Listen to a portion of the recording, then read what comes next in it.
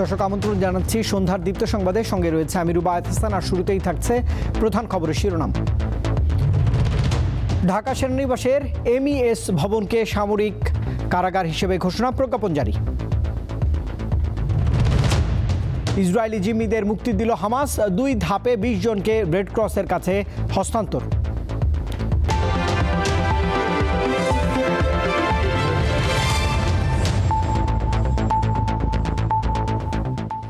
এবারে পুরো আয়োজন। ঢাকা সেনানিবাসের ভেতরে অবস্থিত একটি ভবনকে অস্থায়ী কারাগার হিসেবে ঘোষণা করেছে সরকার। গতকাল এ নিয়ে একটি প্রজ্ঞাপন জারি করে স্বরাষ্ট্র মন্ত্রণালয়ের সুরক্ষা সেবা বিভাগ। প্রজ্ঞাপনে বলা হচ্ছে, ফৌজদারি কার্যবিধি এবং প্রিজনস অ্যাক্ট 1894 প্রদত্ত ক্ষমতা বলে ঢাকা সেনানিবাসের বাসা রোড সংলগ্ন উত্তর দিকে অবস্থিত MES এর 54 নম্বর ভবনকে সাময়িকভাবে কারাগার ঘোষণা করা হলো। প্রজ্ঞাপনে আরও বলা হচ্ছে, যথাযথ কর্তৃপক্ষের অনুমোদন ক্রমে জারি করা এই আদেশ অনতিবিলম্বে কার্যকর হবে। তবে এই কারাগারে কাদের রাখা হবে তা প্রজ্ঞাপনে বলা হয়নি। যদি সরকার কোনো নির্দিষ্ট জায়গাকে সাবজেল ডিক্লেয়ার করে, সরকারের সেই ক্ষমতা আছে কোন জায়গাটাকে তারা জেল ঘোষণা করবেন, প্রিজন অথরিটির আওতায় নিয়ে আসবেন, এটা সরকারের স্বরাষ্ট্র মন্ত্রণালয়ের আওতাভুক্ত। সুতরাং এটা আমাদের কনসার্ন হওয়ার কোনো বিষয় নয়। কাউকে গ্রেপ্তার করবেন তখন সরাসরি কিন্তু কাউকে জেলে নেওয়ার কোনো বিধান নাই। আইন হচ্ছে আসামিকে গ্রেপ্তার করে আদালতে আনতে হবে। অবাধ, সুষ্ঠু ও গ্রহণযোগ্য নির্বাচন নিয়ে উদ্বেগ প্রকাশ করেছেন বিএনপির মহাসচিব মির্জা ফখরুল ইসলাম আলমগীর। বলেছেন, PR ইস্যুটি আগামী সংসদের ওপর ছেড়ে দিতে হবে। অসাম্প্রদায়িক জাতিকে নষ্টের চেষ্টা চলছে বলেও অভিযোগ করেছেন বিএনপির এই মহাসচিব।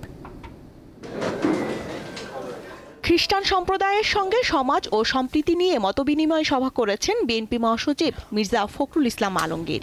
সোমবার রাজধানীর গুলশানে বিএনপি চেয়ারপারসনের কার্যালয়ে অনুষ্ঠিত সভায় খ্রিস্টান সম্প্রদায়ের সমস্যা সমাধানে কাজ করার আশ্বাস দেন তিনি। সেই সঙ্গে আগামী নির্বাচনে তাদের সহযোগিতাও চেয়েছেন বিএনপি মহাসচিব। এ সময় দেশের রাজনীতি ও নির্বাচন নিয়ে উদ্বেগ প্রকাশ করেন মির্জা ফখরুল।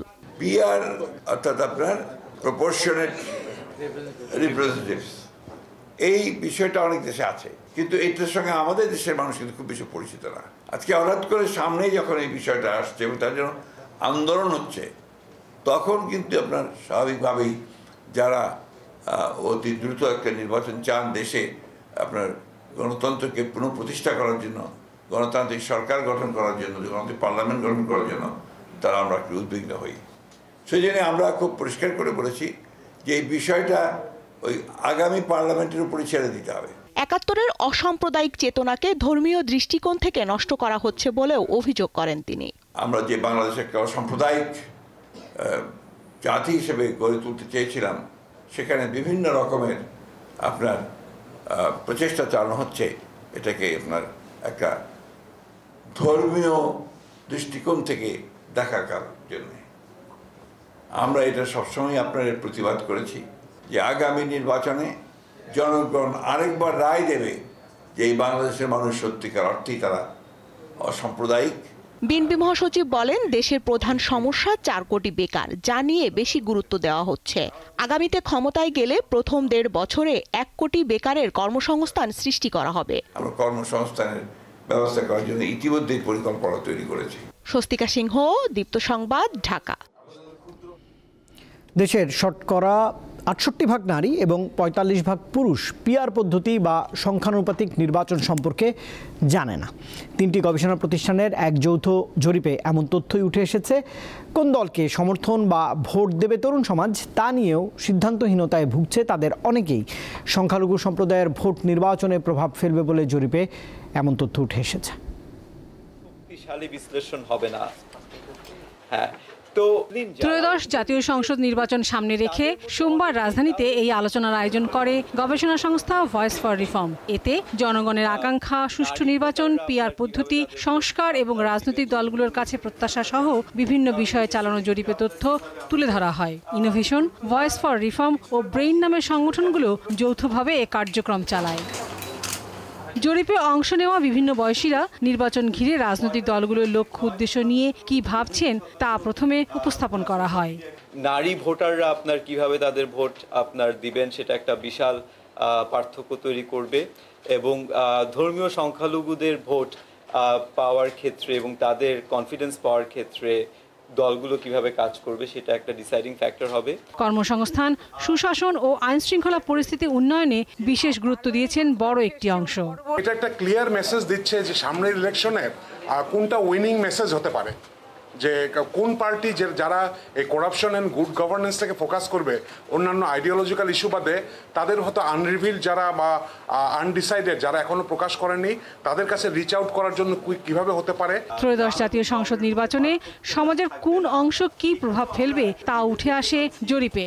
মূলত বেসিক গভর্নেন্সের জায়গাটাই কিন্তু মানুষের প্রত্যাশা, আর ইকোনমিক গভর্নেন্স এবং ওভারঅল গভর্নেন্স এই মূল্যস্ফীতি একটা বড় দুশ্চিন্তার কারণ।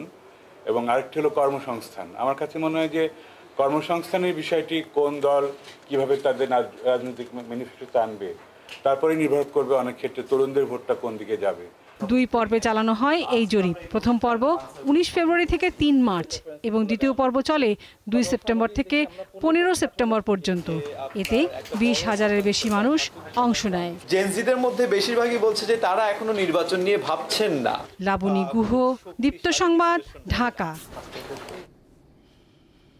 জামাতে ইসলামী সম্পর্কে হেফাজতের আমিরের বক্তব্য সম্পূর্ণ তার ব্যক্তিগত, এর দায় হেফাজতে ইসলাম নেবে না বলে মন্তব্য করেছেন সংগঠনটির যুগ্ম মহাসচিব মামুনুল হক। সকালে ঢাকা রিপোর্টার্স ইউনিটিতে সংবাদ সম্মেলনে তিনি বলেন, হেফাজতে ইসলাম সম্পূর্ণ অরাজনৈতিক একটি সংগঠন, তাই জাতীয় সংসদ নির্বাচনে কোনো জোট বা আসন সমঝোতায় যাবে না এই সংগঠনটি। সম্প্রতি জামাতে ইসলামী সম্পর্কে হেফাজতের আমিরের বক্তব্যের প্রসঙ্গে তিনি বলেন, হেফাজতের কোনো নেতা রাজনৈতিক বক্তব্য দিলে সেটি তার ব্যক্তিগত হেফাজতের বিষয় নয়।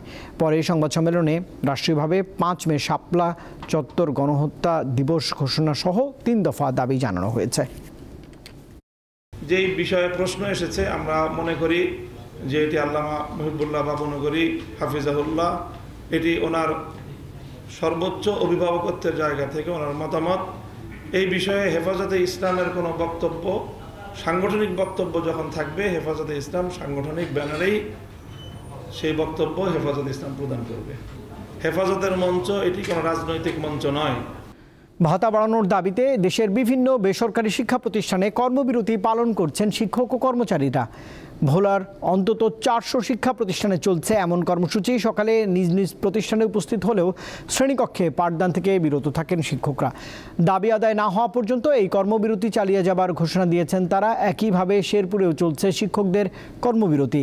এমপিওভুক্ত স্কুল, কলেজ ও মাদ্রাসার শিক্ষকরা মূল বেতনের 20 ভাগ বাড়ি ভাড়া ভাতা দাবি করছেন।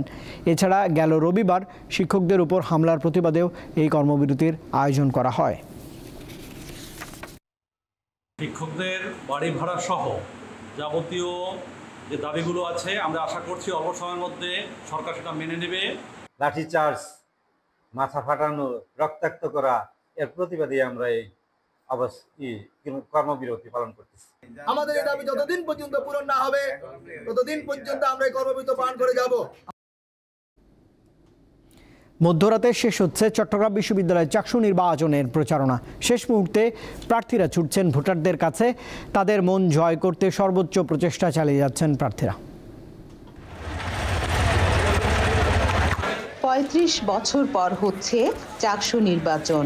ক্যাম্পাসের স্টেশন চত্বর, কেন্দ্রীয় পাঠাগার, খেলার মাঠ, ঝুপড়ির আড্ডা সবখানে চলছে ভোটের আলাপ। বিশ্ববিদ্যালয় ক্যাম্পাসকে নিরাপদ ও শিক্ষার্থী বান্ধব করা সহ শতভাগ আবাসিক করতে চান ভিপি প্রার্থীরা। 8 দফা ইস্তেহার দেওয়ার চেষ্টা করেছি, যেখানে আমাদের আবাসন সমস্যা, যাতায়াত সমস্যা, নিরাপত্তার যে নিরাপদ ক্যাম্পাস বিনির্মাণ করা, সুষম খাদ্য নিশ্চিত করা হবে। সাইবার বুলিং নিরাপত্তার যে টিম রয়েছে সেই টিমকে, এই সেলকে আরও শক্তিশালী করা হোক এবং নারী শিক্ষার্থীদের নিরাপত্তা নিশ্চিত করা হোক। এই জায়গা নিয়ে আসলে আমরা কাজ করতে চাই। ভোটারদের আকৃষ্ট করতে ব্যতিক্রমী প্রচারণার পাশাপাশি ইস্তেহার বাস্তবায়নের প্রতিশ্রুতি দিচ্ছেন অন্যান্য প্রার্থীরা। রাজশাহীর ঐতিহ্যবাহী লোকনাট্য গম্ভীরাকে বেছে নিয়ে সেখানে ক্ষুদ্র একটি চরিত্র নানা ক্যারেক্টারে অভিনয় করে আমি আমার প্রচারণা চালিয়ে আমি কাগজ অপচয় করতেছি না এবং ডিজিটালি সবাইকে আমার প্রচারণা চালাচ্ছে। এছাড়াও আমি ইমেল কালেক্ট করছি যাতে পরবর্তীতে আমার আপডেটগুলো ইমেলের মাধ্যমে জানাতে পারি। চাকসু নির্বাচনকে ঘিরে আনন্দে ভাসছেন সাধারণ শিক্ষার্থীরা। তারা বলছেন দলমতের ঊর্ধ্বে উঠে শিক্ষার্থীদের অধিকার ও সুরক্ষা নিয়ে যাদের কাজ করার যোগ্যতা আছে তাদেরই নির্বাচিত করবেন তারা। স্বতন্ত্র কেউ আসুক, নিরপেক্ষ কেউ আসুক, যারা স্টুডেন্টের বয়স হবে। গুরুত্বপূর্ণ যে বিষয়টা আমাদের ক্যাম্পাসে নিরাপত্তা নিশ্চিত করা, সে যে বিভিন্ন ব্যালট দিচ্ছে, সুন্দর সুন্দর ব্যালট করছে, খুবই ভালো লাগছে। 15 অক্টোবর হবে চাকসু নির্বাচন। কেন্দ্রীয় সংসদ ও হল সংসদ নির্বাচনে অংশ নিচ্ছে মোট 13টি প্যানেল, আর ভোট দেবেন 27,516 জন। রুনা আনসারি, দীপ্ত সংবাদ, চট্টগ্রাম। আন্তর্জাতিক প্রসঙ্গ। গাজা যুদ্ধবিরতি চুক্তির আওতায় আজ হামাসের হাতে থাকা ইসরায়েলি জিম্মিদের 20 জনকে মুক্তি দেওয়া হয়েছে। আন্তর্জাতিক রেড ক্রস কমিটির মাধ্যমে ইসরায়েলি বাহিনীর কাছে তাদের হস্তান্তর করা হয়। এই তথ্য জানিয়েছে সংবাদ মাধ্যম আল জাজিরা। সোমবার সকাল 8টায় প্রথম ধাপে 7 জিম্মিকে রেড ক্রসের কাছে হস্তান্তর করা হয়। তারা এরই মধ্যে ইসরায়েলে পৌঁছেছেন। এরপর দ্বিতীয় ধাপে 13 ইসরায়েলি জিম্মিকে রেড ক্রসের কাছে হস্তান্তর করা হয়েছে। হামাসের কাছ থেকে মুক্তি পাওয়া জিম্মিদের বিষয়টি নিশ্চিত করেছে ইসরায়েলি বাহিনী। নির্ধারিত সময় দুপুর 12টার আগেই 20 জন জিম্মিকে মুক্তি দেওয়া হয়। এদিকে ফিলিস্তিনি বন্দীদের বহন করতে আন্তর্জাতিক রেড ক্রসের বাসগুলো ইসরায়েলের উফের সামরিক কারাগারে পৌঁছেছে। সেখান থেকে 108 জন ফিলিস্তিনি বন্দীকে অধিকৃত পশ্চিম তীর এবং জেরুজালেমে নেওয়া হবে। এছাড়া নেগেভের কর্জিওট কারাগার থেকে আরও 142 জন ফিলিস্তিনি বন্দীকে মুক্তি দেওয়া হবে বলে আশা করা হচ্ছে। জাতিসংঘের পরমাণু প্রকল্প পর্যবেক্ষণ সংস্থা IAEA এর সঙ্গে স্বাক্ষরিত সহযোগিতা চুক্তি স্থগিত করেছে ইরান। দেশটির পররাষ্ট্রমন্ত্রী সৈয়দ আব্বাস আরাকচি রবিবার এ তথ্য নিশ্চিত করেছেন। ইরানের রাষ্ট্রীয় টেলিভিশনকে দেয়া এক সাক্ষাৎকারে তিনি বলেছেন, ইরান IAEA এর সঙ্গে পরমাণু সহযোগিতা চুক্তি স্থগিত করেছে। জাতিসংঘ যদি এমন কোনো প্রস্তাব দেয় যা ইরানের অধিকার ও জাতীয় স্বার্থের রক্ষার জন্য সহায়ক, তখন তেহরান আবার চুক্তিতে ফিরে যাবে। জুনে ইসরায়েল ও যুক্তরাষ্ট্রের সঙ্গে সংঘাতের পর IAEA এর সঙ্গে ইরানের সম্পর্কের তিক্ততা বেড়েছে। এরপর সেপ্টেম্বরের শেষ দিকে ইরানের উপর নিষেধাজ্ঞা জারি করে জাতিসংঘ। 2025 সালে অর্থনীতিতে নোবেল পেয়েছেন 3 জন। অর্থনীতিতে যৌথভাবে নোবেল পুরস্কার অর্জনকারীরা হলেন আমেরিকার নর্থ ওয়েস্টার্ন ইউনিভার্সিটির অধ্যাপক Joel Mokyr, London School of Political সায়েন্সের অধ্যাপক ফিলিপ আগিও এবং আমেরিকান ব্রাউন ইউনিভার্সিটির অধ্যাপক পিটার হাউইট। সোমবার বাংলাদেশ সময় বিকেল 3:45 সুইডেনের স্টকহোম থেকে the royal Swedish academy of sciences বিজয়ীদের নাম ঘোষণা করে। এই ঘোষণার মধ্য দিয়ে আনুষ্ঠানিকভাবে এবছর নোবেল পুরস্কার ঘোষণা শেষ হলো। দর্শক, এই খবরের সঙ্গে শেষ করছে এখনকার দীপ্ত সংবাদ। শেষ করার আগে প্রধান খবরের শিরোনাম জানাবো আরেকবার। ঢাকা সেনানিবাসের MES ভবনকে সাময়িক কারাগার হিসেবে ঘোষণা, প্রজ্ঞাপন জারি। ইসরায়েলি জিম্মিদের মুক্তি দিল হামাস, 2 ধাপে 20 জনকে রেড ক্রসের কাছে হস্তান্তর।